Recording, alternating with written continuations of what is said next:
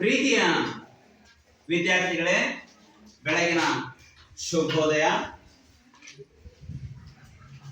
ಮಾತೃದೇವೋ ಭವ, ಪಿತೃದೇವೋ ಭವ, ಆಚಾರ್ಯ ದೇವೋ ಭವ ಎನ್ನುವುದು ನಮ್ಮ ಭಾರತೀಯ ಸಂಸ್ಕೃತಿ. ಗುರುವಿಗೆ 3ನೇ ಸ್ಥಾನವನ್ನ ಕೊಟ್ಟಿದ್ದಾರೆ, ಹೌದಲ್ವಾ? ಗುರುವಿನ ಸರಿಯಾದ ಮಾರ್ಗದರ್ಶನ ಸಿಕ್ಕರೆ ಎಂತಹ ವ್ಯಕ್ತಿಯೂ ಸಹ ಒಳ್ಳೆಯ ವ್ಯಕ್ತಿ ಆಗಿ ಹೊರಹೊಮ್ಮಬಹುದು ಅನ್ನೋದಕ್ಕೆ ಒಂದು ಕಥೆಯನ್ನ ಕೇಳೋಣವೇ? ಒಂದು ಕಾಡಿನಲ್ಲಿ ಒಬ್ಬ ರತ್ನಾಕರ ಅಂತೇಳಿ ಒಬ್ಬ ದರೋಡೆಕೋರ ಇರ್ತಾನೆ.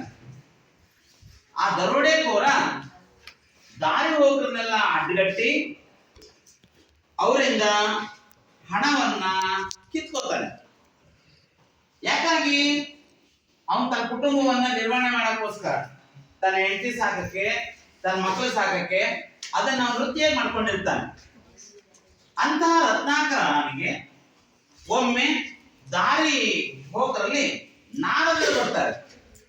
ನಾರದರು ಬಂದಾಗ ನಾರದರು ಕೇಳ್ತಾನೆ, ನಿನ್ನ ಹತ್ರ ಇರೋದಿಲ್ಲ, ಹಣ ನನಗೆ ಕೊಡು ಅಂತ ಹೇಳ್ತಾನೆ.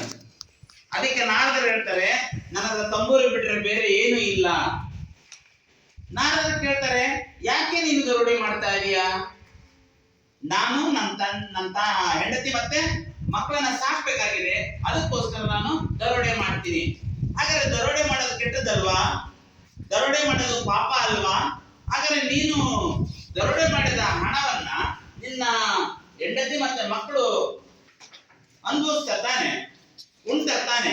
ಹಾಗಾದ್ರೆ ಮನೆಗೆ ಹೋಗಿ ಅವರು ನಿನ್ನ ಪಾಪದಲ್ಲಿ ಅರ್ಧ ಪಾಪವನ್ನು ಅವ್ರು ಪಡಿತಾರ, ಕೇಳು ಬಾ ಅಂತ. ಆಗ್ಲಿ ಅಂತೇಳಿ ರತ್ನಾಕರ ಹೋದ. ಹೆಂಡತಿ ಕೇಳ್ದ, ನಾನು ದರೋಡೆ ಮಾಡಿ ದುಡ್ಡು ಸುಲಿಗೆ ಮಾಡಿ ನಾನು ನಿಮ್ಮನ್ನು ಸಾಕ್ತಾ ಇದ್ದೀನಿ, ಕುಟುಂಬ ನಿರ್ವಹಣೆ ಮಾಡ್ತಾ ಇದ್ದೀನಿ, ನನ್ನ ಪಾಪದಲ್ಲಿ ನೀನು ಅರ್ಧ ಶೇರ್ ಇದೆಯಲ್ಲ, ಪಾಲ್ ಇದೆಯಲ್ಲ ನಿಂದು. ಹೆಂಡತಿ ಹೇಳ್ತಾಳೆ, ನಿನ್ ಪಾಪದಲ್ಲಿ ನಾನೇ ಅರ್ಧ ಪಾಲ್ ಪಡೆಯೋಣ, ಅದು ನಿನ್ ಕರ್ಮ, ನೀ ಸಾಕ್ಬೇಕಾಗಿದ್ದು ಸಾಕು, ಒಳ್ಳೆ ರೀತಿಯಲ್ಲಿ ದುಡ್ಡು ಸಾಕು, ನಮಗೆ ಯಾಕೆ ಪಾಪ ಫಲ ಅಂಟಿಸ್ತೀಯ ಅಂತ ಹೇಳ್ತಾಳೆ. ಆಗ ಅವನು ಬಂದು ನಾರದರ ಹತ್ರ ಹೇಳ್ತಾನೆ, ಇಲ್ಲ ಸ್ವಾಮಿ, ನನ್ನ ಹೆಂಡತಿ ಪಾಪದ ಫಲವನ್ನ ನಾನು ಪಡೆಯಲ್ಲ ಅಂತಂದು, ಅದರಿಂದ ನಾನು ಮಾಡೋದು ಪಾಪ ಅಂತ ಹೇಳಿ ಅವನಿಗೆ ಅರಿವಾಗುತ್ತೆ. ಆಗ ನಾರದರು ಸರಿಯಾದ ಮಾರ್ಗದರ್ಶನ ನೀಡಿ ಅವನಿಗೆ ಉಪದೇಶವನ್ನ ಮಾಡ್ತಾರೆ. ಹಾಗಾಗಿ ಅವನೇನ್ ಮಾಡ್ತಾನೆ, ತಪಸ್ಸಿಗೆ ಕೂರ್ತಾನೆ. ತಪಸ್ಸಿಗೆ ಕೂತಾಗ ಅವನ ಮೈ ಮೇಲಕ್ಕೂ ಒಂದು ಹುತ್ತ ಬೆಳೆದು ಅವನು ತಪಸ್ಸಿನಿಂದ ಸಿದ್ಧಿಯನ್ನ, ಜ್ಞಾನವನ್ನ ಪಡೆದು ಹೊರ ಬರ್ತಾನೆ. ಅವನ ಹೆಸರು ಯಾರಾದ್ರೂ ಹೇಳಿದ್ರಲ್ಲ? ವಾಲ್ಮೀಕಿ ಮಹರ್ಷಿ. Very good. ಹಾಗಾದ್ರೆ ವಾಲ್ಮೀಕಿ ಮಹರ್ಷಿಗಳು ರತ್ನಾಕರ ಪೂರ್ವದ ಹೆಸರು ವಾಲ್ಮೀಕಿ ಅಂತ ಹೆಸರನ್ನ ಪಡೆಯಿದ್ದು ಪ್ರಸಿದ್ಧನಾಗ್ತಾನೆ. ಅವನೇ ಮುಂದೆ ವಾಲ್ಮೀಕಿ ಮಹರ್ಷಿಗಳು ಯಾವ ಗ್ರಂಥವನ್ನ ಬರೀತಾರೆ? ಒಬ್ಬರು ಹೇಳ್ಬೇಕು, ಹೇಳು.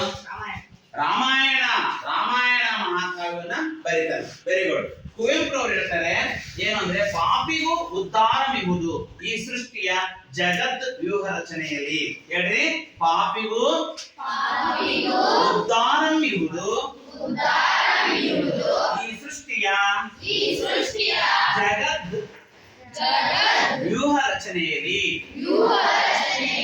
ಎಂಥ ತಪ್ಪು ಮಾಡಿದ್ರು ಸಹ ಆ ತಪ್ಪನ್ನು ತಿದ್ದುಕೊಂಡು ದೊಡ್ಡ ವ್ಯಕ್ತಿ ಆಗಬಹುದು ಅಂತನಿಗೂ ಈ ಜಗತ್ತಿನಲ್ಲಿ ಉದ್ಧಾರ ಇದೆ ಅಂತೇಳಿ ಮಹಾಕವಿ, ರಸಋಷಿ ಕವಿ, ರಾಷ್ಟ್ರಕವಿ ಯಾರು? ಕುವೆಂಪು ಅವರು ಹೇಳ್ತಾರೆ. ಅರ್ಥ ಆಯ್ತಾ ವಿದ್ಯಾರ್ಥಿಗಳೇ? ಹಾಗಾದ್ರೆ ನಾವು ನಮ್ಮ ಸಮಾಜಕ್ಕೆ ಒಂದು ಮಾರ್ಗದರ್ಶನ ಮಾಡುವಂತಹ, ಸನ್ನಡತೆಯನ್ನು ತೋರಿಸುವಂತವ್ರು ಯಾರು ಅಂತಂದ್ರೆ ಗುರುಗಳು ಅನ್ನೋದನ್ನ ನಾವು ಅರ್ಥ ಮಾಡ್ಕೊಳ್ಳೋಣ. ನೀವೆಲ್ಲರೂ ಪ್ರಾಥಮಿಕ ಮತ್ತೆ ಮಾಧ್ಯಮಿಕ ಶಾಲೆಯಲ್ಲಿ ನೀವು ಗುರುವಿನ ಶ್ಲೋಕವನ್ನ ಕಲ್ತಿದ್ದೀರಲ್ವಾ? ಗುರು ಬ್ರಹ್ಮ ಬರುತ್ತಲ್ಲ ಎಲ್ರಿಗೂ? ಹೇಗೆ ಹೇಳ್ತೀರಿ ಗುರು ಬ್ರಹ್ಮ? ಹೇಳ್ರಿ.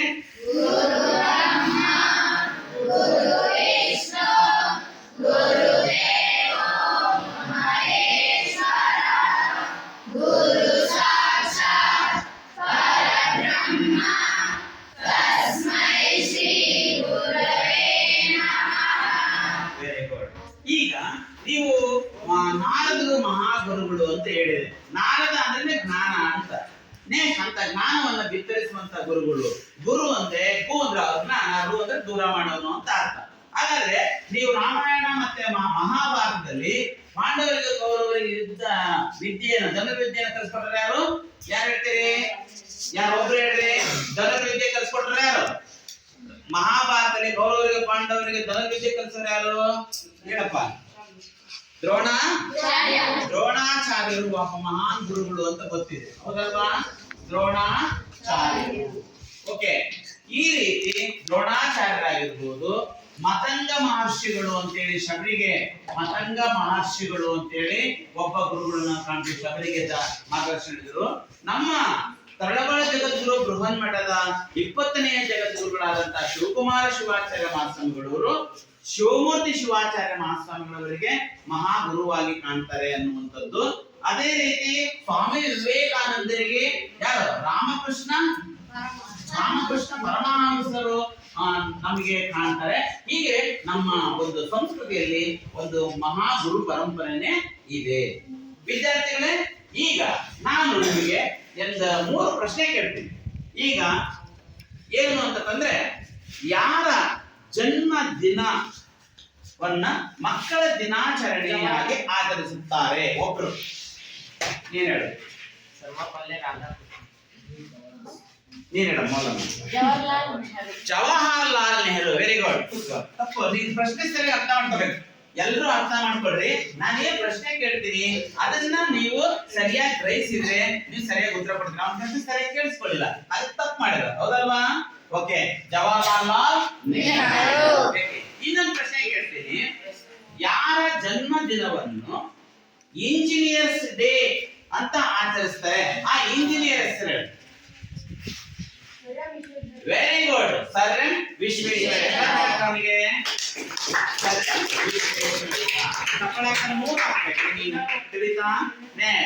ಓಕೆ, ಇನ್ನೊಂದು ಪ್ರಶ್ನೆ ಕೇಳ್ತಾ ಇದ್ದೀನಿ. ಯಾರ ಜನ್ಮ ದಿನವನ್ನು ಶಿಕ್ಷಕರ ದಿನಾಚರಣೆಯಾಗಿ ಆಚರಣೆ ಮಾಡ್ತಾರೆ? ಯಾರು ಹೇಳ್ತೀರಿ? ಕೈ ಎತ್ತಬೇಕು ಅಷ್ಟೇನೆ. ನೀನ್ ಹೇಳು. Very good, Sarvepalli. ವಿದ್ಯಾರ್ಥಿಗಳೇ, ನೀವೆಲ್ಲರೂ ಸಾಮಾನ್ಯ ಜ್ಞಾನವನ್ನ ಸರಿಯಾಗಿ ತಿಳ್ಕೊಂಡಿರಿ ಅಂತ ಈ ಪ್ರಶ್ನಾವಳಿಯಿಂದ ತಿಳಿದು ಬರ್ತಾ ಇದೆ. ಓಕೆ, ಈ ದಿನ ನಾವು 9ನೇ ತರಗತಿಯಲ್ಲಿ ನಿಮಗೆ ಗೊತ್ತುಪಡಿಸಿದಂತಹ ಆದರ್ಶ ಶಿಕ್ಷಕ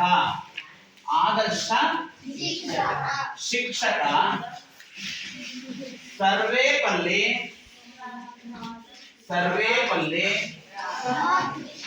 ರಾಧಾಕೃಷ್ಣನ್ ಅನ್ನುವ ಒಬ್ಬ ವ್ಯಕ್ತಿ ಚಿತ್ರದ ಬಗ್ಗೆ ಇವತ್ತು ಗದ್ಯವನ್ನ ಅಭ್ಯಾಸ ಮಾಡೋಣ. ಎಲ್ಲರೂ ರಾಧಾಕೃಷ್ಣನ್ ನೋಡಿದ್ದೀರಾ? ಓಕೆ, ಇವರೇ ರಾಧಾ ಕೃಷ್ಣನ್. ಎಲ್ಲ ಕೇಳಿ ನೋಡ್ಕೊಳ್ರಿ. ಇವರು ಎಷ್ಟು ಮುಖದಲ್ಲಿ ಎಂತ ಕಾಂತಿ ಇದೆ ಅಲ್ವಾ? ಮೇಲೆ ರುಮಾಲ ಧರಿಸಿಕೊಂಡಿದ್ದಾರೆ, ಕಣ್ಣು ಕಾಂತಿಯುತವಾಗಿದ್ದಾವೆ. ಆಮೇಲೆ ಒಂದು ರೀತಿಯ ತೇಜಸ್ಸಿನಿಂದ ಕೂಡಿದ ಮುಖದ ಒಂದು ವ್ಯಕ್ತಿತ್ವ ಇವರು. ತಿಳಿತಾ? ಇವರು ರಾಧಾಕೃಷ್ಣ. ಈ ರಾಧಾಕೃಷ್ಣನ್ ಬಗ್ಗೆ ಈ ದಿನ ಅಭ್ಯಾಸ ಮಾಡೋಣ. ಇಲ್ಲೇ ಇರಲಿದ್ದು. ಓಕೆ, ನೆಕ್ಸ್ಟ್ ಮಕ್ಕಳೇ, ಆದರ್ಶ ಶಿಕ್ಷಕ ಸರ್ವೇಪಲ್ಲಿ ರಾಧಾಕೃಷ್ಣನ್ ಈ ಒಂದು ಗದ್ಯ ಭಾಗವನ್ನ ನಾವು ಸಮಿತಿ ರಚನೆಯವರು ಸಿದ್ಧಪಡಿಸಿದ್ದಾರೆ. ಅದರಿಂದ ಈ ಗದ್ಯ ಭಾಗವನ್ನ KS ರತ್ನಮ್ಮ ಅವರು ಬರೆದಿರುವಂತಹ ಡಾಕ್ಟರ್ ರಾಧಾಕೃಷ್ಣನ್ ಜೀವನ ಸಾಧನೆ, ಡಾಕ್ಟರ್ ಎಸ್ ರಾಧಾಕೃಷ್ಣನ್ ಜೀವನ ಸಾಧನೆ ಈ ಪುಸ್ತಕದಿಂದ. ಹಾಗೇನೆ AN ಮೂರ್ತಿರಾವ್ ಅಂತ ಹೇಳಿ ಮೂರ್ತಿರಾವ್ ಬರೆದಿರುವಂತಹ ಚಿತ್ರಗಳು ಪತ್ರಗಳು ಈ ಕೃತಿಯಿಂದ ಈ ಒಂದು ಪಾಠವನ್ನ ಆಯ್ದುಕೊಳ್ಳಲಾಗಿದೆ. ಏನ್ ಮೂರ್ತಿರಾವ್ ಅವರಲ್ಲ, ಅವ್ರ ಚಿತ್ರಗಳು ಪತ್ರಗಳು ಕೃತಿ ಕೇಂದ್ರ ಸಾಹಿತ್ಯ ಅಕಾಡೆಮಿ ಪ್ರಶಸ್ತಿ ಪಡೆದಿದೆ. ನೋಟ್ ಮಾಡ್ಕೊಳ್ಳಿ. ಒಂದು ಕಡೆಗೆ ಚಿತ್ರಗಳು ಪತ್ರಗಳು ಅನ್ನೋ ಕೃತಿಗೆ ಕೇಂದ್ರ ಸಾಹಿತ್ಯ ಅಕಾಡೆಮಿ ಪ್ರಶಸ್ತಿ ಬಂದಿದೆ. ಓಕೆ ವಿದ್ಯಾರ್ಥಿಗಳೇ, ಈಗ ಈ ಪಾಠವನ್ನ ಆರಂಭಿಸುವ ಮುನ್ನ ಪ್ರವೇಶ ಅನ್ನೋ ಸಮಿತಿ ರಚನೆ ಕೊಟ್ಟಿರುವಂತಹ ಪ್ರವೇಶ ಭಾಗವನ್ನು ನೋಡೋಣ. ಸಾಹಿತ್ಯದ ವಿವಿಧ ಪ್ರಕಾರಗಳಲ್ಲಿ ವ್ಯಕ್ತಿ ಚಿತ್ರವು ಒಂದು. ಸಾಹಿತ್ಯದಲ್ಲಿ ವಿವಿಧ ಪ್ರಕಾರಗಳಿವೆ. ಏನು?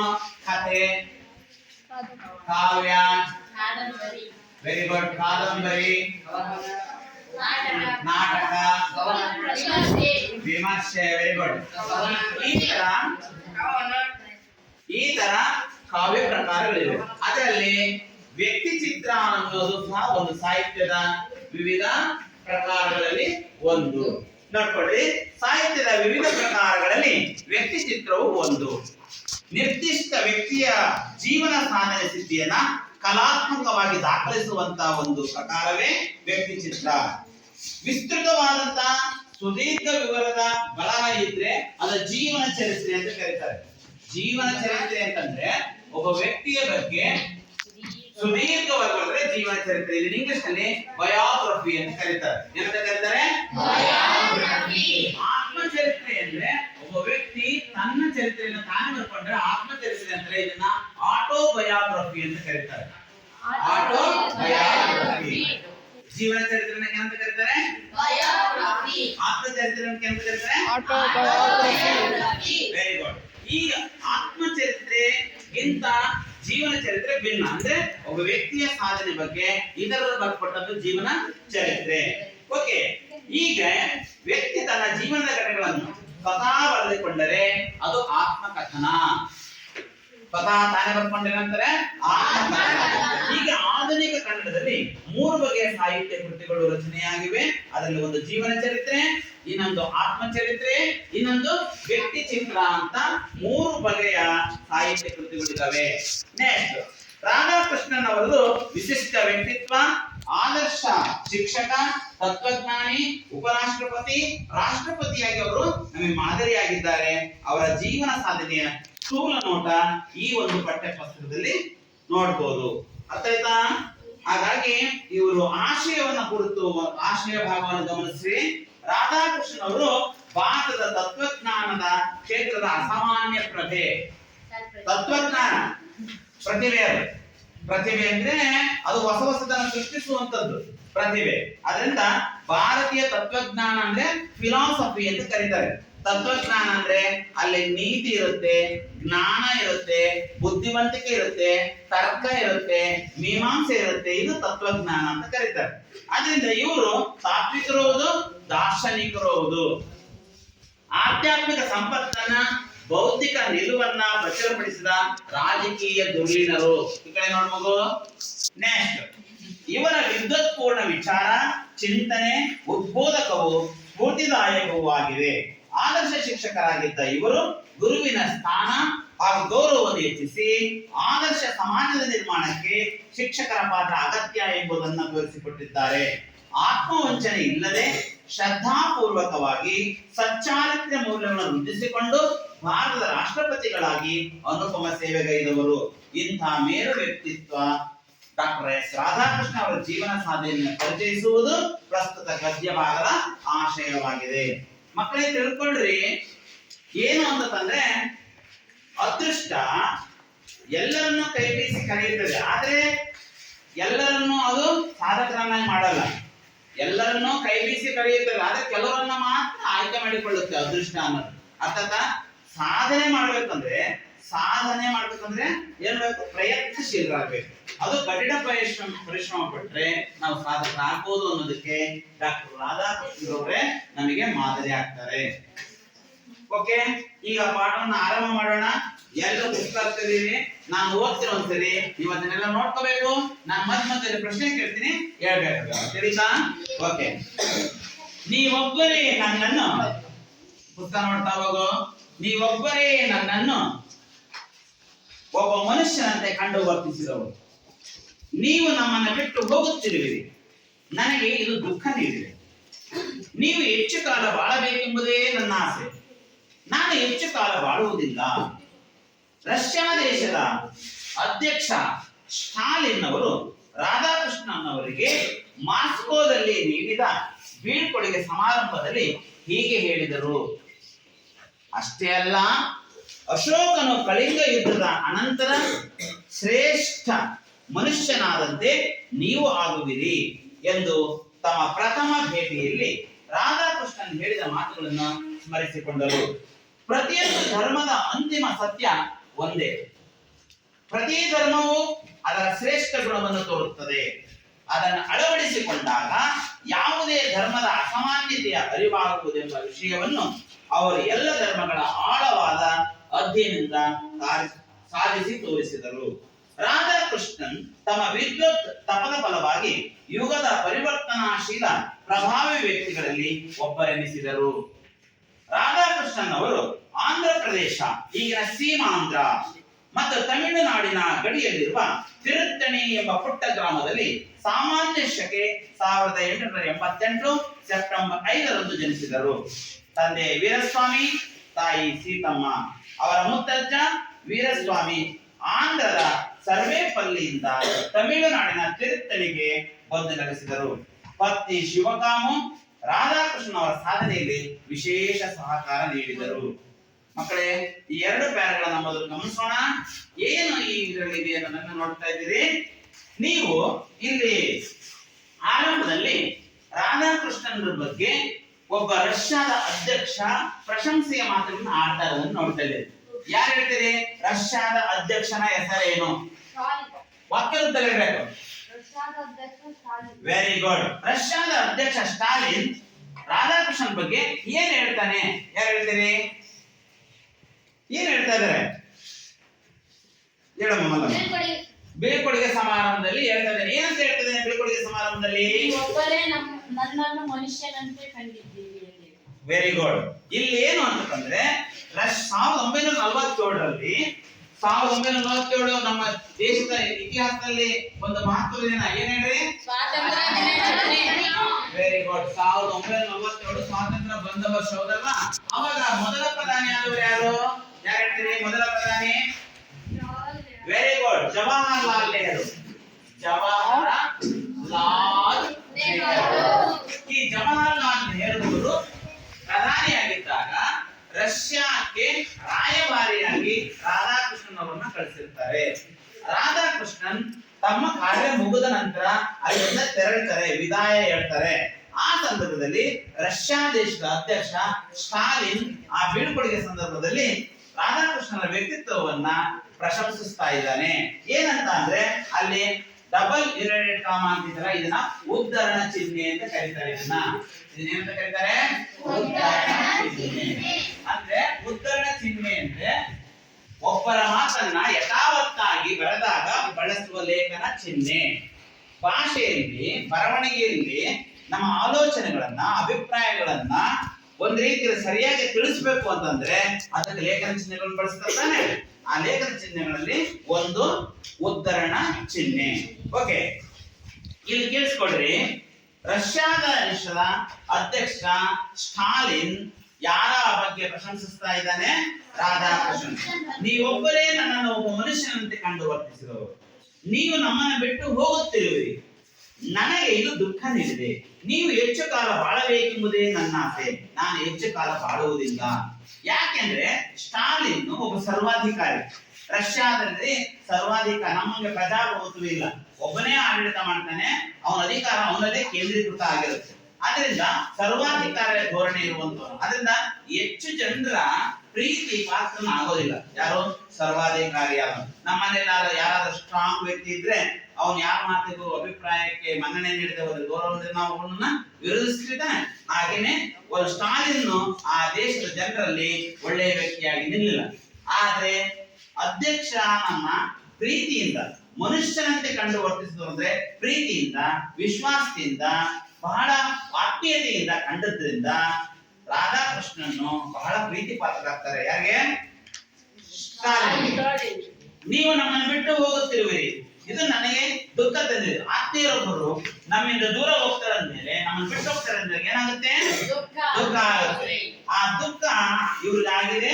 ನೀವು ಹೆಚ್ಚು ಕಾಲ ಬಾಳ್ಬೇಕು ಅಂದ್ರೆ ಒಳ್ಳೆಯ ವ್ಯಕ್ತಿಗಳು ಸಮಾಜಕ್ಕೆ ಸಂಪನ್ಮೂಲ ಇದ್ದ ಹಾಗೆ. ಆದ್ರಿಂದ ನಾನು ಹೆಚ್ಚು ಕಾಲ ಬಾಳುವುದಿಲ್ಲ ಅಂತ ರಷ್ಯಾದ ಅಧ್ಯಕ್ಷ ಸ್ಟಾಲಿನ್ ಹೇಳ್ತಾರೆ. ರಷ್ಯಾದ ರಾಜಧಾನಿ ಯಾವುದು? ಮಾಸ್ಕೋ. ರಷ್ಯಾದ ಅಧ್ಯಕ್ಷ ಮಾಸ್ಕೋ. ನೀವು ನಮ್ಮ ಪ್ರಪಂಚದಲ್ಲಿ 250 ರಾಷ್ಟ್ರಗಳಿದ್ದಾವೆ. ಅವುಗಳ ರಾಷ್ಟ್ರಗಳಲ್ಲಿ ಕೆಲವಾರು ರಾಷ್ಟ್ರಗಳ ರಾಜಧಾನಿಗಳನ್ನು ನೀವು ತಿಳ್ಕೋಬೇಕು. ತಿಳಿತಾ? ನಾಳೆ ಬರುವ ಪಟ್ಟಿ ಮಾಡ್ಕೊಂಡು ಬರ್ರಿ ಮುಂದಿನ ತರಗತಿಯಲ್ಲಿ. ನೆಕ್ಸ್ಟ್ ಅದಕ್ಕೆ ಏನ್ ಹೇಳ್ತಾರೆ ಗೊತ್ತಾ? ಬೀಳ್ಕೊಡುಗೆ ಸಮಾನ ಹೀಗೆ ಹೇಳಿದರು. ಯಾರೋ ಈಗ ರಾಧಾಕೃಷ್ಣನ್ ಹೇಳ್ತಾರೆ ಏನಂತ? ಅಶೋಕನು ಕಳಿಂಗ ಯುದ್ಧದ ನಂತರ ಶ್ರೇಷ್ಠ ಮನುಷ್ಯನಾದಂತೆ ನೀವು ಆಗುವಿರಿ. ಇಲ್ಲಿ ಮೌರ್ಯ ವಂಶದ ಅರಸ ಒಪ್ಪಿದ್ದಾನೆ. ಅದ ಹೆಸರೇನು? ಅಶೋಕ. ಮೌರ್ಯ ವಂಶದ ರಾಜ ಯಾರು? ಅಶೋಕ ರಾಜ ಅವನು. ಆದ್ರೆ ಅವನು ಯುದ್ಧ ಮಾಡಲ್ಲ ಅನ್ನುವಂತ ಒಂದು ಪ್ರತಿಜ್ಞೆ ತೊಡ್ತಾನೆ.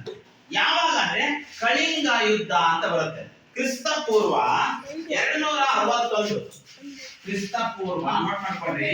ಕ್ರಿಸ್ತ ಪೂರ್ವ 261ರಲ್ಲಿ ಕಳಿಂಗ ಯುದ್ಧ ನಡೆಯುತ್ತೆ. ಆ ಕಳಿಂಗ ಯುದ್ಧ ಯಾರ ಮನಸ್ಸನ್ನ ಬದಲಾವಣೆ ಮಾಡ್ತು? ಅಶೋಕನ ಮನಸ್ಸನ್ನ ಬದಲಾವಣೆ ಮಾಡ್ತು. ಅಶೋಕನ ಮನಸ್ಸನ್ನ ಬದಲಾವಣೆ ಮಾಡೋದು ಏನಂತಂದ್ರೆ ಇಲ್ಲಿ ನೋಡ್ರಿ, ಇಲ್ಲಿ ನೋಡ್ತಾ ಹೋಗ್ರಿ. ಇದು ಆಂಧ್ರ ಪ್ರದೇಶ. ಇಲ್ಲಿ ಕಾಣ್ತದಲ್ಲ, ಇದು ಆಂಧ್ರ ಪ್ರದೇಶ. ಈ ಆಂಧ್ರ ಪ್ರದೇಶ ಏನಿದೆಯಲ್ಲ, ಆಂಧ್ರ ಪ್ರದೇಶ ಉತ್ತರ ಭಾಗಕ್ಕೆ ಇಲ್ಲಿ ಒಡಿಸ್ಸಾ ಅಂತ ಕಾಣ್ತಾ ಇದೆ. ಈ ಒಡಿಸ್ಸಾದ ಈ ಒಂದು ಕರಾವಳಿ ಪ್ರದೇಶ ಏನೈತಲ್ಲ, ಎಲ್ಲ ನೋಡ್ತಾ ಇದ್ದೀರಾ? ಈ ಕರಾವಳಿ ಪ್ರದೇಶ ಏನೈತಲ್ಲ, ಈ ಕರಾವಳಿ ಪ್ರದೇಶವೇ ಕಳಿಂಗ. ಅರ್ಥ ಆಯ್ತಾ? ಎಲ್ಲೈತೇಳು? ಆಂಧ್ರ ಪ್ರದೇಶದ ಉತ್ತರಕ್ಕೆ ಒಡಿಸ್ಸಾದ ದಕ್ಷಿಣ ಭಾಗಕ್ಕಿರುವಂತಹ ಒಂದು ಕರಾವಳಿ ತೀರ ಪ್ರದೇಶವನ್ನು ನಾವೇನಂತ ಕರಿತೀವಿ? ಕಳಿಂಗ. ಕಳಿಂಗ ಅಂದ್ರೆ ಪ್ರಾಚೀನ ದೇಶಗಳಲ್ಲಿ 56 ದೇಶಗಳಿದಾವೆ. 56 ದೇಶಗಳು ಅಂತ ಕರೀತಾರೆ. 56 ಅಂದ್ರೆ 56, 56 ಅಂದ್ರೆ 56 ಜುರುತ್ತಿ ಅದು. ತಿಳಿತಾ? ಆದ್ರಿಂದ ಕಳಿಂಗ ಯುದ್ಧ ಇವರ ಮೇಲೆ ಪರಿಣಾಮ ಬೀರುತ್ತದೆ. ಯಾಕೆ ಅಂತಂದ್ರೆ ಯುದ್ಧದಿಂದ ಬಹಳ ಅನಾಹುತಗಳಾಗ್ತವೆ. ನಾನು ಈಗ ನಿಮ್ಮನ್ನು ಕೇಳ್ತೇನೆ, ಒಂದು ಯುದ್ಧ ನಡೀತಿದೆ ಅಂದ್ರೆ ಏನೆಲ್ಲ ಪರಿಣಾಮ ಆಗುತ್ತೆ? ಒಬ್ಬೊಬ್ಬರು ಹೇಳಿ ನೋಡೋಣ, ಹಂಗೆ ಡಿಸ್ಕಸ್ ಮಾಡೋಣ. ಒಂದು ಯುದ್ಧ ಮನುಷ್ಯನ ಸಮಾಜದ ಮೇಲೆ ಏನು ಪರಿಣಾಮ ಬೀರುತ್ತೆ? ಒಬ್ಬೊಬ್ಬರು ನೀವು ತಿಳಿದ ಹಾಗೆ ನಿಮ್ಮ ಆಲೋಚನೆಗೆ ಅನುಗುಣವಾಗಿ ಹೇಳಿ. ಹೇಳೋಣ. ಒಬ್ಬರಿಂದ ಒಬ್ಬರು ಕಿತ್ತಾಡಿ ಏನಾಗುತ್ತೆ? ಮನುಷ್ಯ ಸಂಬಂಧಗಳು ದೂರ ಆಗ್ತವೆ. ಒಂದು. ಎರಡನೇದು ಹೇಳೋಣ. Very good. ಅಪಾರವಾದಂತಹ ಸಾವುಗಳು ಸಂಭವಿಸ್ತದೆ, ಜೀವ ಹಾನಿ ಆಗುತ್ತೆ. ನೆಕ್ಸ್ಟ್ ರಾಜ್ಯದ ಅಧಿಕಾರವನ್ನ ವಿಸ್ತರಣೆ ಮಾಡಬೇಕಂತ ಅಶೋಕ ಕಳಿಂಗನಲ್ಲಿ ಯುದ್ಧ ಮಾಡಿದಾಗ ಏನಾಗುತ್ತೆ? ಅಪಾರವಾದ ಸೈನ್ಯ ನಷ್ಟ ಆಗುತ್ತೆ ಅನ್ನೋದು. ಅದರಿಂದ ಸಾಮ್ರಾಜ್ಯದಲ್ಲಿ ಆರ್ಥಿಕವಾದ ನಷ್ಟ ಉಂಟಾಗುತ್ತೆ ಅನ್ನುವಂಥದ್ದು. ಮತ್ತೆ ಸೈನಿಕರು ಸತ್ತೋದಾಗ ಅವ್ರ ಸಂಸಾರಗಳು ಏನಾಗ್ತವೆ? ಎಲ್ಲ ವಿಧವೆಯರಾಗ್ತಾರೆ, ಮಕ್ಕಳ ಅನಾಥರಾಗ್ತಾರೆ. ಅದರಿಂದ ಇಂತಹ ಅಪಾರವಾದ ಹಾನಿ ಯಾರಿಗೆ? ಅಶೋಕನ ಮೇಲೆ ತುಂಬಾ ದುಷ್ಪರಿಣಾಮ, ಅವನು ದುಃಖವಂತಂತ. ಅಂದಿನಿಂದ ಅವನೇ ಮಾಡ್ತಾನೆ, ಕಳಿಂಗ ಯುದ್ಧದಿಂದ ಅವನು ಬಣ ಪರಿವರ್ತನೆಯಾಗಿ ಬೌದ್ಧ ಧರ್ಮಕ್ಕೆ ಅನುಯಾಯಿಯಾಗಿ ಹೋಗ್ತಾನೆ. ಅದರಿಂದ ಅಶೋಕನು ಕಳಿಂಗ ಯುದ್ಧದ ನಂತರ ಶ್ರೇಷ್ಠ ಮನುಷ್ಯನಾದಂತೆ ನೀವು ಆಗುವಿರಿ. ಅಂದ್ರೆ ಒಂದು ಸಕಾರಾತ್ಮಕವಾಗಿ ಪಾಸಿಟಿವ್ ಥಿಂಕಿಂಗ್ ಅಂತ ಹೇಳ್ಬೇಕು. ಒಬ್ಬ ವ್ಯಕ್ತಿ ಬಗ್ಗೆ ನೆಗೆಟಿವ್ ಮಾತಾಡಬಾರ್ದು, ನಕಾರಾತ್ಮಕ ಮಾತಾಡಬಾರ್ದು. ನಕಾರಾತ್ಮಕ ಮಾತಾಡಿದ್ರೆ ಆ ವ್ಯಕ್ತಿ ಮತ್ತಷ್ಟು ದ್ವೇಷ ಮಾಡ್ತಾನೆ. ನಾವು ಹೇಳೋದನ್ನ ಪ್ರೀತಿಯಿಂದ ಸಕಾರಾತ್ಮಕ, ನೀನು ಒಳ್ಳೆಯವನು ಅಲ್ಲದೆ ಹೋದ್ರು ನೀನು ಒಳ್ಳೆಯವನು, ನೀನು ಈ ರೀತಿ ಬದಲಾಗ್ತೀಯಾ ಅಂತ ಮನ ಪರಿವರ್ತನೆ ಮಾಡೋದಿದೆಯಲ್ಲ, ಅದು ಸಾಧನೆ ಮಾಡಿದವರಿಗೆ, ಅನುಭವಗಳಿಗೆ, ಜ್ಞಾನಿಗಳಿಗೆ ಮಾತ್ರ ಸಾಧ್ಯ. ಆದ್ರಿಂದ ನೀವು ಆಗುವಿರಿ ಎಂದು ಪ್ರಥಮ ಭೇಟಿಯಲ್ಲಿ ಕೃಷ್ಣನ್ ರಾಧಾಕೃಷ್ಣನ್ ಹೇಳಿದ ಮಾತುಗಳನ್ನ ಸ್ಮರಿಸಿಕೊಂಡರು. ಪ್ರತಿಯೊಂದು ಧರ್ಮದ ಅಂತಿಮ ಸತ್ಯ ಒಂದೇ. ಧರ್ಮಗಳಿಂದ ತಾನೆ. ಧರ್ಮ ಅಂದ್ರೆ ಏನು? ಸತ್ಯ. ಸತ್ಯ, ಒಳ್ಳೆಯದು ಅಂತ ಅರ್ಥ. ಯಾಗ್ರೂ ಧಾರಣಾ ಇತಿ ಧರ್ಮ. ಧರ್ಮ ಅಂದ್ರೆ ರಕ್ಷಿಸೋದು. ಧರ್ಮ ಅಂದ್ರೇನು? ರಕ್ಷಿಸೋದು, ಕಾಪಾಡೋದು, ಕೆಳಗೆ ಬಿದ್ದವರನ್ನ ಮೇಲೆ ಎತ್ತುವುದು ಧರ್ಮ ಅಂದ್ರೆ. ಈಗ ನಿಮಗೆ ಬಸವಣ್ಣ ಹೇಳ್ತಾರೆ, ದೇವರು ಯಾರು? ಕರ್ತ ಮತ್ತೆ ಲೋಕವೆಂಬುದು ಕರ್ತಾರನ ಕಮ್ಮಟವಯ್ಯ, ಇಲ್ಲಿ ಸಲ್ಲುವರು ಅಲ್ಲಿಯೂ ಸಲ್ಲುವರಯ್ಯ ಅಂತ ಕೇಳಿರಿ. ಏನ್ ಹೇಳ್ರಿ? ಮತ್ತೆ ಲೋಕ ಹೇಳ್ರಿ. ಮತ್ತೆ ಲೋಕವೆಂಬುದು ಕರ್ತಾರನ ಕಮ್ಮಟವಯ್ಯ, ಇಲ್ಲಿ ಸಲ್ಲುವರು ಅಲ್ಲಿಯೂ ಸಲ್ಲುವರಯ್ಯ. ಅಂದ್ರೆ ಧರ್ಮ ಅಂದ್ರೆ ಏನು ಅಂದ್ರೆ ಇಹ ಮತ್ತೆ ಪರ. ಅಂದ್ರೆ ಲೌಕಿಕ ಬದುಕು ಮತ್ತೆ ಅಲೌಕಿಕ ಬದುಕಿಗೆ ನಮ್ಮ ಒಳಿತ ಸಾಧಿಸುವುದು. ಅರ್ಥಾತ್ ಲೌಕಿಕ ಮತ್ತೆ ಅಲೌಕಿಕದ ಒಂದು ಸಮನ್ವಯತೆಯನ್ನು ತರುವಂತದ್ದು ಧರ್ಮ ಅಂತ ಕರೀತಾರೆ. ಎಲ್ಲರಿಗೂ ಅರ್ಥಕಥ ಹೇಳ್ತಾರೆ ನಾನು. ಧರ್ಮ ಯಾವಾಗ ಜನರನ್ನ ಸಂಘಟಿಸುತ್ತೆ, ಜಾತಿ ಜನರನ್ನ ವಿಘಟಿಸುತ್ತೆ. ಏನ್ ಮಾಡುತ್ತೆ? ಜಾತಿ ಜನರನ್ನ ವಿಘಟಿಸುತ್ತೆ. ಹೇಳ್ರಿ, ಧರ್ಮ ಜನತೆಯನ್ನು ವಿಘಟಿಸುತ್ತದೆ, ಜಾತಿ ಜನತೆಯನ್ನು ಏನ್ ಮಾಡುತ್ತೆ? ಅದು ಸಂಘಟಿಸುತ್ತದೆ. ಧರ್ಮ ಜನತೆಯನ್ನು ಸಂಘಟಿಸುತ್ತದೆ, ಜಾತಿ ಜನತೆಯನ್ನು ವಿಘಟಿಸುತ್ತದೆ. ಆದ್ರಿಂದ ಎಲ್ಲರೂ ಕೇಳ್ರಿ, ಧರ್ಮಗಳ ಮೂಲ ತತ್ವ ಏನು? ಜನರಿಗೆ ನೆಮ್ಮದಿ ಅಂತಾರೆ. ಎಲ್ಲ ಧರ್ಮಗಳ ಮೂಲ ತತ್ವ ಏನು? ಜನರಿಗೆ ನೆಮ್ಮದಿ ತರೋದು, ಬದುಕಲು ಬೇಕಾಗಿರುವಂತ ಆದರ್ಶಗಳನ್ನು ಕೊಡೋದು ಯಾವುದು? ಧರ್ಮ. ಅರ್ಥಕಥ? ಅದರಿಂದ ಎಲ್ಲರೂ ಅರ್ಥ ಮಾಡ್ಕೊಡ್ರಿ. ಜೀವ ಇದ್ರೆ ನಾವು ಶರೀರ ಅಂತೀವಿ, ಜೀವ ಇಲ್ಲದೆ ಹೋದ್ರೆ ಏನಂತೀವಿ? ಈ ಶರೀರ ಏನಾಗುತ್ತೆ? ಏನಾಗುತ್ತೆ? ಶವ ಅಂತ ಆಗುತ್ತೆ. Very good. ಆದ್ರೆ ಹಾಗೇನೆ ಧರ್ಮ ಇಲ್ಲದೆ ಹೋದ್ರೆ ಮನುಷ್ಯ ಇಲ್ಲ. ಮನುಷ್ಯನಿಗೆ ಧರ್ಮ ಬೇಕೇ ಬೇಕು. ಅರ್ಥಕಥ ಹೇಳಿದ್ದು ಬದುಕಿಗೆ ಒಂದು ಅರ್ಥ ತಂದು ಕೊಡೋದು ಯಾವುದು? ಧರ್ಮ. ಎಲ್ಲ ದೇಶಗಳಿದಾವಲ್ಲ, ಎಲ್ಲ ದೇಶಗಳಿಗೂ ಕಾನೂನುಗಳಿದಾವಲ್ಲ, ಆ ಕಾನೂನುಗಳಿಗೆ ಮೂಲ ಆಧಾರ ಯಾವುದು? ಯಾವುದು? ಧರ್ಮ. ಅದರಿಂದ ಆಧುನಿಕ ಪ್ರಪಂಚದಲ್ಲಿ ನಿಜಕ್ಕೂ ಪ್ರಸ್ತುತ ಯಾವುದು? ಧರ್ಮ. ಅದರಿಂದ ಈ ಧರ್ಮ ಕೇಳಿಸ್ಕೊತಿದೆಯಾ? ಈ ಧರ್ಮ ಅಂತಿಮ ಸತ್ಯ ಒಂದೇ. ಅಂತಿಮ ಸತ್ಯ ಒಂದೇ. ಎಲ್ಲರೂ ಮಾನವರೇ, ಜಾತಿ ಭೇದ ಇಲ್ಲ, ಎಲ್ಲರೂ ಸಮಾನರೇ, ದೇವರು ಒಬ್ಬರೇ ಅಂತ ಹೇಳುತ್ತೆ. ಆದ್ರಿಂದ ಪ್ರತಿ ಧರ್ಮದ ಶ್ರೇಷ್ಠ ಗುಣವನ್ನು ತೋರುತ್ತದೆ. ಒಳ್ಳೆ ಈ ಉದಾಹರಣೆ ಜೈನ ಧರ್ಮ ಏನ್ ಹೇಳುತ್ತೆ? ಅಹಿಂಸೋ ಪರಮೋ ಧರ್ಮ. ಜೈನ ಧರ್ಮ ಏನ್ ಹೇಳುತ್ತೆ? ಹಿಂಸೆ ಮಾಡಬಾರದು. ಹಾಗೆ ಬೌದ್ಧ ಧರ್ಮ ಏನ್ ಹೇಳುತ್ತೆ? ಆಸೆಯೇ ಮೂಲ. ಶ್ರೇಷ್ಠ ಗುಣ ತಾನೆ. ಹಾಗೆ ನಮ್ಮ ವಚನ ಧರ್ಮ ಏನ್ ಹೇಳುತ್ತೆ? ದಯವಿಲ್ಲದ ಧರ್ಮ ಅದಾವುದಯ್ಯ? ದಯವೇ ಬೇಕು ಸಕಲ ಪ್ರಾಣಿಗಳೆಲ್ಲರಲ್ಲಿ, ದಯವೇ ಧರ್ಮದ ಮೂಲವಲ್ಲ. ಹೌದಲ್ಲ? ಜೈನ ಧರ್ಮ ಏನ್ ಹೇಳುತ್ತೆ? ಕ್ಷಮೆಯನ್ನ ಕೊಡು, ತಪ್ಪು ಮಾಡೋದು ಸಹಜ, ಕ್ಷಮೆಯನ್ನ ಕೊಡು, ಹೀಗೆ ಕ್ಷಮಾ ಗುಣ ಕೊಡುವಂಥದ್ದು ಕ್ರಿಸ್ತ ಧರ್ಮದ ಶ್ರೇಷ್ಠ ಗುಣ. ಈ ಅಹಿಂಸೆ ಪ್ರತಿಪಾದನೆ ಮಾಡೋದು ಜೈನ ಧರ್ಮದ ಒಂದು ಶ್ರೇಷ್ಠತೆ ಗುಣ. ಆಮೇಲೆ ಆಸೆ ಪಡಬಾರದು, ಅದು ದುಃಖಕ್ಕೆ ಕಾರಣ ಆಗ್ತದೆ ಅನ್ನೋದು ಬೌದ್ಧ ಧರ್ಮದ ಗುಣ. ಹಾಗೇನೆ ಮುಸ್ಲಿಂ ಧರ್ಮದಲ್ಲಿ ಸಾಮರಸ್ಯ, ಅಲ್ಲಾನು ಒಂದೇ ಈಶ್ವರನು ಒಂದೇ ಅಂತ ಪ್ರತಿಪಾದನೆ ಮಾಡುತ್ತೆ. ಆದ್ರಿಂದ ಎಲ್ಲ ಧರ್ಮದ ಶ್ರೇಷ್ಠ ಗುಣವನ್ನು ತೋರುತ್ತದೆ.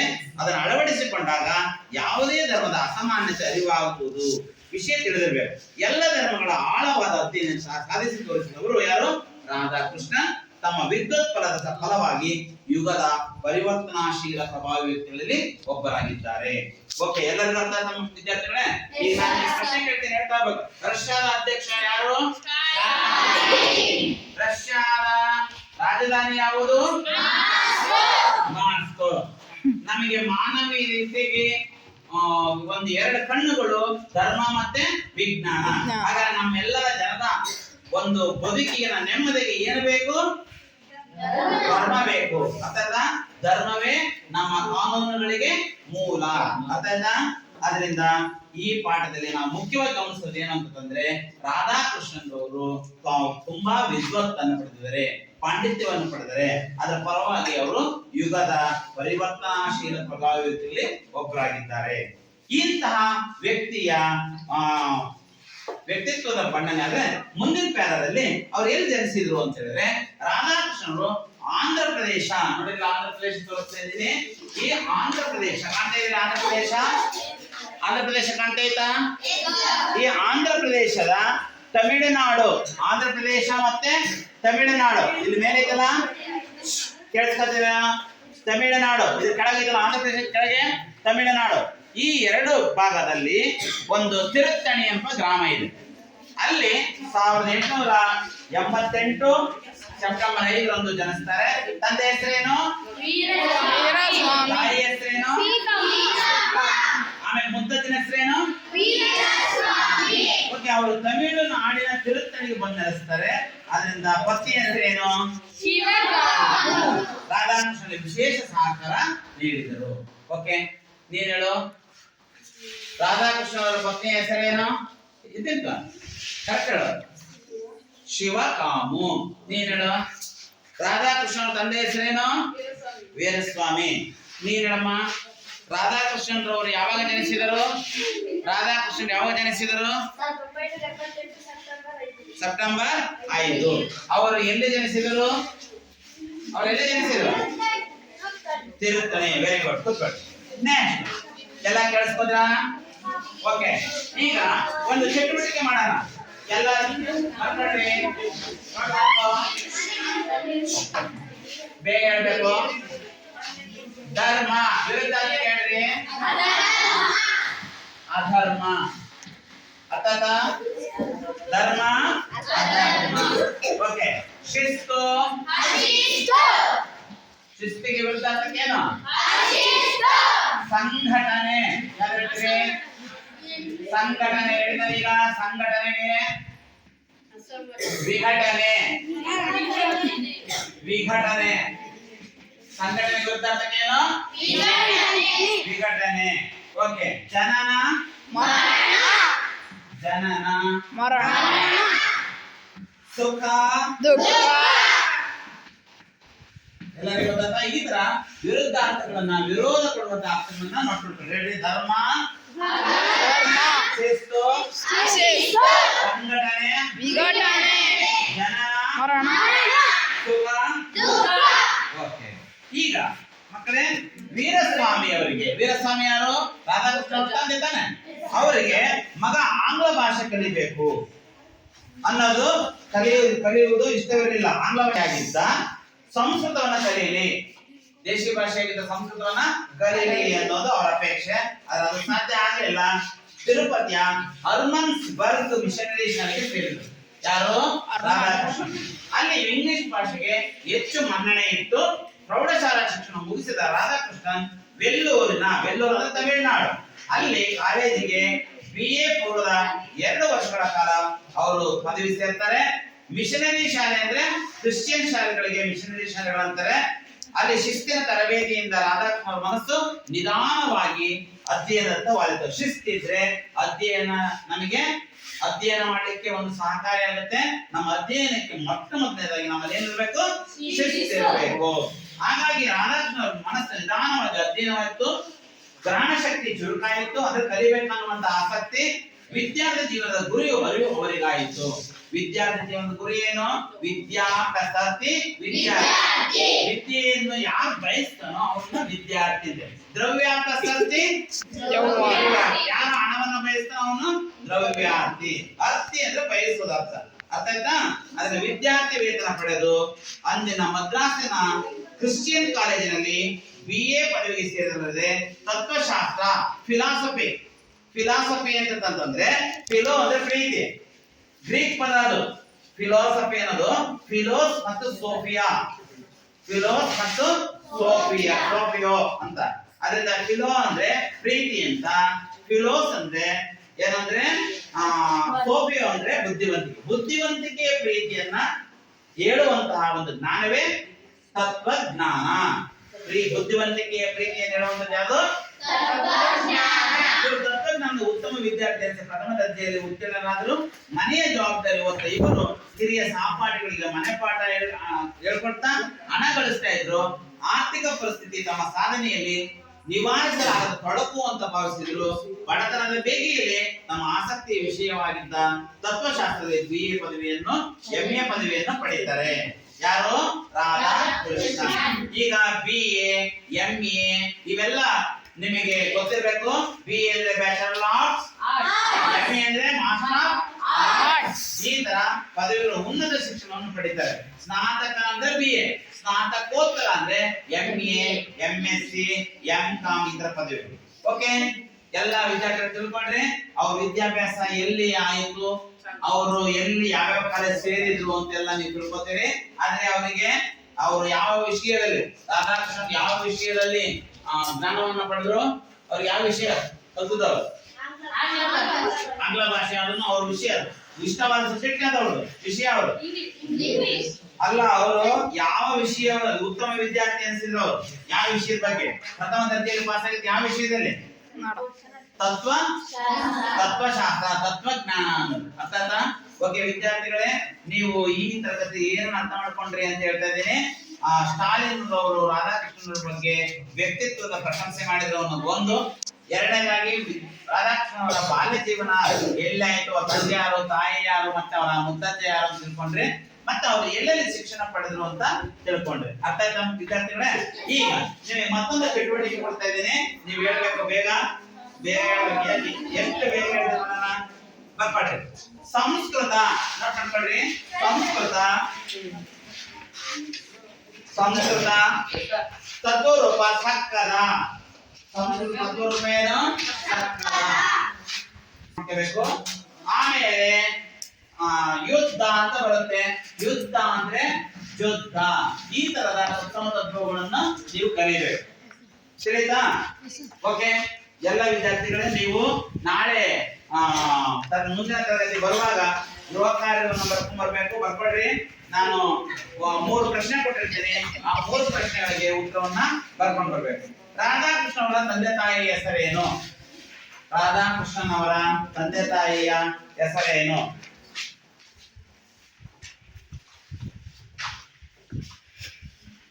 ನೆಕ್ಸ್ಟ್,